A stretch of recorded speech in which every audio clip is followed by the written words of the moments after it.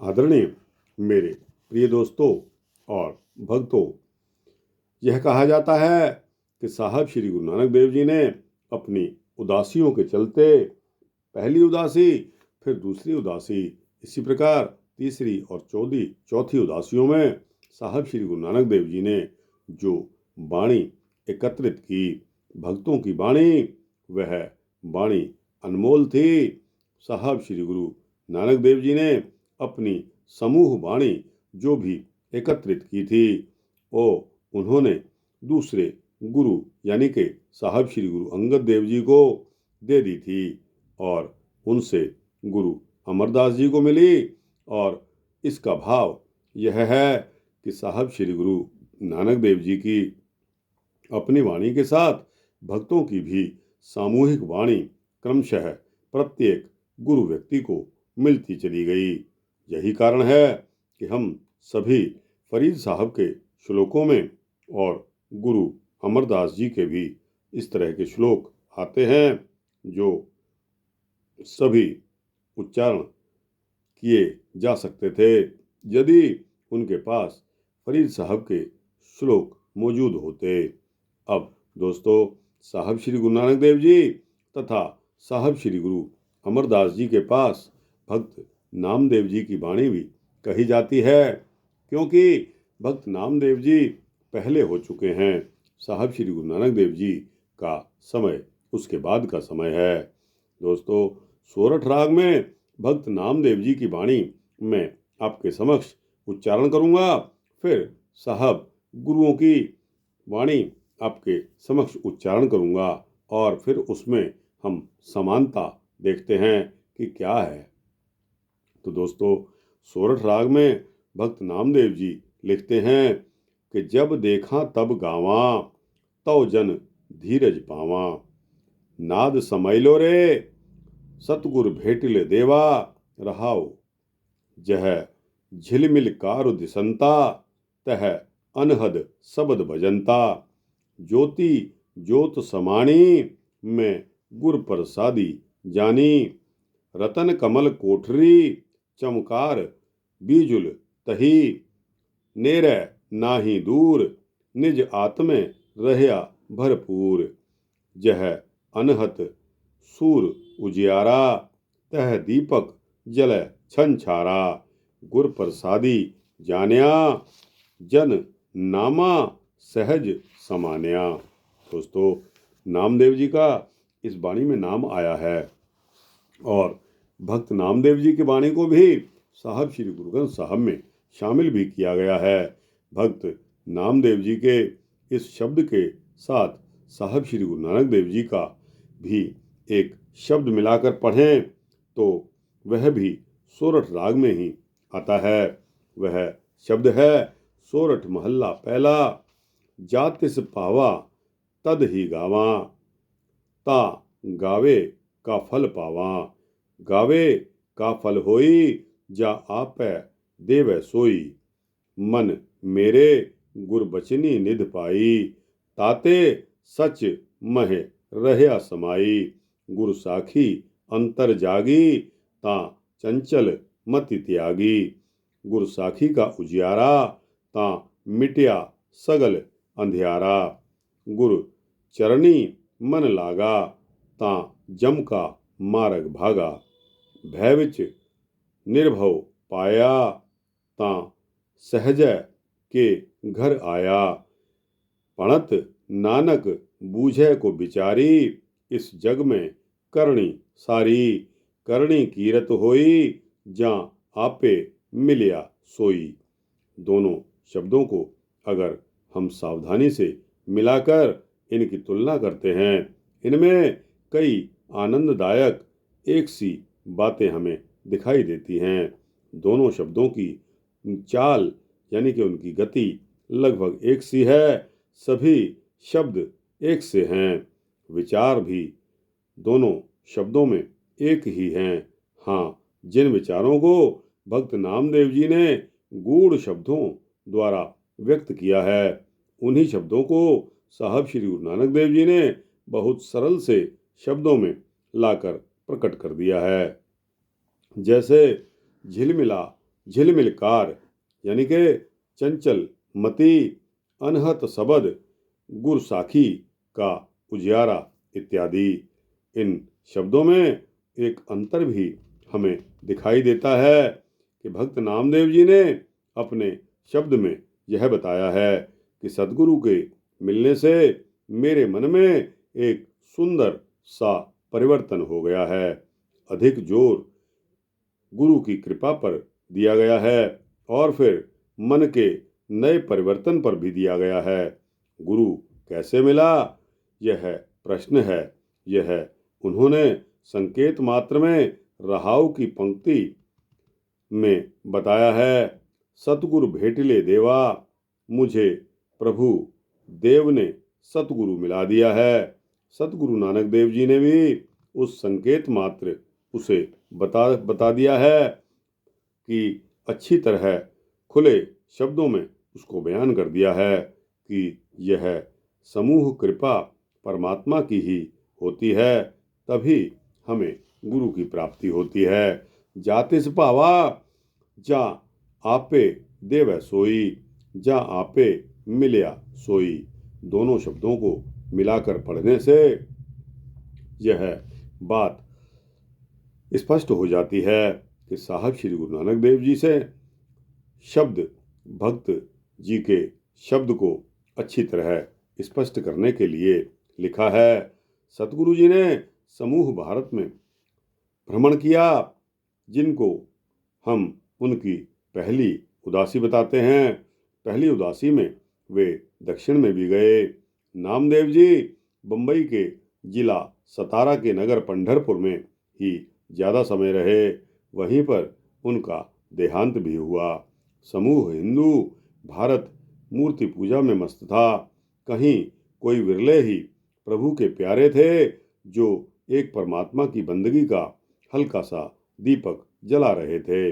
यह बात स्वाभाविक थी कि दक्षिण में जाकर एक अपने ही हम ख्याल परमात्मा के आशिक का वतन देखने की इच्छा साहब श्री गुरु नानक देव जी के मन में पैदा हुई। यह बात भी स्वाभाविक ही थी कि उस नगर में जाकर सतगुरु साहब श्री गुरु नानक देव जी वहाँ से भक्त नामदेव जी की वाणी भी एकत्र करते। इस बात का प्रत्यक्ष सबूत ये दोनों शब्द हैं जो मैंने आपके समक्ष आपको बताया। ये दोनों शब्द अचानक ही सोरठ राग में दर्ज ऐसे ही नहीं हो गए। अकस्मात ही दोनों के शब्द और दोनों के विचार आपस में ऐसे ही नहीं मिल गए। यह सब कुछ सतगुरु नानक देव जी ने स्वयं किया है। भक्त की सामूहिक वाणी सतगुरु स्वयं ही लाए तथा अपनी वाणी के समय उनको संभाल कर रखा। समूह भारत मूर्ति पूजकों से भरा पड़ा था। यदि नामदेव जी भी मूर्ति पूजक होते तो इनके लिए सतगुरु जी को कोई विशेष आकर्षण फिर नजर नहीं आता था। दोस्तों और भक्तों, भक्त नामदेव जी राग भैरव में एक और रचना लिखते हैं। मैं बावरी मेरा राम भतार, रच रच ताकव करो सिंगार। भले निंदो भले निंदो लोग, तन मन राम प्यारे जोग। रहाओ वाद विवाद काहू स्यों ना कीजय, रसना राम रसायन पीजय। अब जिय जान ऐसी बने आई, मिलो गोपाल निशान बजाई। उस्तत निंदा करे नर कोई, नामे स्त्री रंग भेटल सोई। नामदेव जी के इस शब्द के साथ इसी राग में हमारे साहब श्री गुरु अमरदास जी का निम्नलिखित शब्द अगर हम मिलाकर पढ़ते हैं, दोनों की तुलना करते हैं, तो हमें स्पष्ट दिखाई देता है कि सतगुरु अमरदास जी के पास भी नामदेव जी का शब्द मौजूद था। वो क्या है? अमरदास जी ने लिखा है, भैरव महल्ला तीसरा।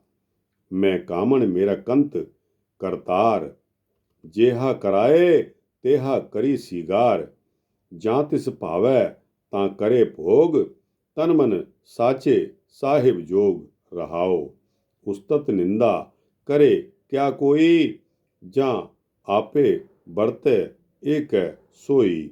गुर प्रसादी पिरम कसाई, मिलोगी दयाल पंच शबद बजाई। पनत नानक करे क्या कोई, जिसनु आप मिलावे सोई। इन दोनों शब्दों में इतनी प्रत्यक्ष समानता है कि ढूंढने के लिए कोई यत्न करने की हमें जरूरत नहीं है। दोनों में सिमरन से बने जीवन के दो पक्ष दे दिए गए हैं। तस्वीर में दो पक्ष दिखाए गए हैं। नामदेव जी कहते हैं कि अब मुझे लोगों की निंदा तथा स्तुति की परवाह नहीं रही। इसी प्रकार सतगुरु अमरदास जी बताते हैं कि लोगों की निंदा स्तुति की इसलिए परवाह नहीं कि निंदा स्तुति करने वालों में भी प्रभु स्वयं ही दिखाई दे गया है। अब कोई दूसरा प्रतीत ही नहीं होता। इन सभी शब्दों में इन लफ्जों की तथा विचार की यही गहरी साझेदारी कोई सबब के साथ यानी कि अचानक संयोग से नहीं बन आई है। गुरु रामदास जी के पास श्री नामदेव जी का यह शब्द मौजूद था। इसी राग में एक और शब्द आपके समक्ष विचार करते हैं। भैरव नामदेव में दिया गया है। संडा मरका जाए पुकारे, पड़े नहीं हम ही पचिहारे। राम कहे कर ताल बजावे, चटिया सब है बिगारे। राम नामा जपिबो करे, हृदय हर जी को सिमरन धरे रहाओ। वसुधा बस कीनी सब राजे, बिनती करे पट रानी। पूत प्रहलाद कहया नहीं माने, तिने तो और ठानी। दुष्ट सभा मिल मंत्र उपाया, करस है औद गनेरी। गिर तर जल ज्वाला पै राख्यो, राजा राम माया फेरी। काड खड़ग काल में कोप्यो, मोह बताओ जो तुहि राखै। पीत पीतांबर त्रिभुवन धणी, थम महे हर भाखै। हर नाखस जिन नखह बिदार्यो, सुर नर किए सनाथा। कहे रामदेव हम नर हरि ध्यावहे, राम अभय पद दाता। जिस मनुष्य ने भक्त प्रहलाद जी की साखी सुनी ना हो, उसको नामदेव जी का शब्द पढ़कर असली साखी समझने के लिए कई बातें पूछनी पड़ेंगी। वो सभी समस्याएं साहब श्री गुरु अमरदास जी ने अपने एक शब्द में हल कर दी। वह भी इसी राग में है। भैरव महल्ला तीसरा। मेरी पटिया लिखो, हरि गोविंद गोपाला। दूजे भाए फाथे जम काला, सतगुरु को मेरी प्रतिपाला। हर सुख दाता मेरे नाला। गुर उपदेश प्रहलाद हर उचरै, सासना ते बालक गम ना करे। रहाओ माता उपदेश प्रहलाद प्यारे। पुत्र राम नाम छोड़हो, जियो लेह उबारे। प्रहलाद कहे सुनहो मेरी माए, राम नाम न छोड़ा गुरु दिया बुझाए। संडा मरका सब जाए पुकारे, प्रहलाद आप बिगड़या सब चाटड़े बिगाड़े। दुष्ट सभा मह मंत्र पकाया, प्रहलाद का राखा होए रघुराया। हाथ खड़ग कर धाया अति अहंकारी। हर तेरा कहाँ तुझ लय उबारी। खिन महे भयान रूप निकस्या थंब उपाड़ हरणाखस नखी बिदार्या प्रहलाद लिया उबार। संत जना के हर जियो कारज सवारे प्रहलाद जन के 21 कुल उधारे।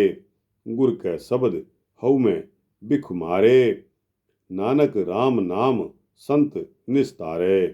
यह प्रत्यक्ष है कि दोनों शब्दों में कई पंक्तियां और कई शब्द एक से आए हैं।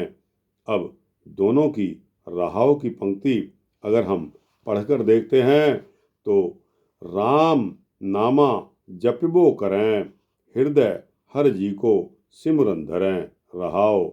यह तो भक्त नामदेव जी ने लिखा है। इसी प्रकार गुरु अमरदास जी ने क्या लिखा है? गुरु उपदेश प्रहलाद हर उचरै सासना ते बालक गम न करे रहाओ। यह हमारे तीसरे गुरु नानक जी ने लिखा है। गुरु अमरदास जी ने नामदेव जी ने जो बात खोलकर नहीं बताई थी, गुरु अमरदास जी ने सुंदर शब्दों में यह प्रकट कर दिया कि गुरु के उपदेश के फलित होने के कारण प्रहलाद सिमरन नहीं छोड़ता तथा हिरण्याकश्यपु के आतंक से नहीं डरता। नामदेव जी के शब्द का दूसरा बंद अगर हम पढ़ते हैं और गुरु अमरदास जी के साथ इसकी तुलना करते हैं।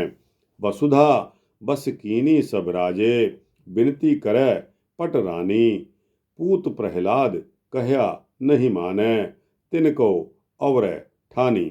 यह तो नामदेव जी की वाणी है। अब देखते हैं कि गुरु अमरदास जी इसके साथ क्या लिखते हैं। माता उपदेश है प्रहलाद प्यारे पुत्र राम नाम छोड़ो जीव लेह उबारे। प्रहलाद कहे सुनो मेरी माई राम नाम न छोड़ा गुरु दिया बुझाए। यह गुरु अमरदास जी ने लिखा है।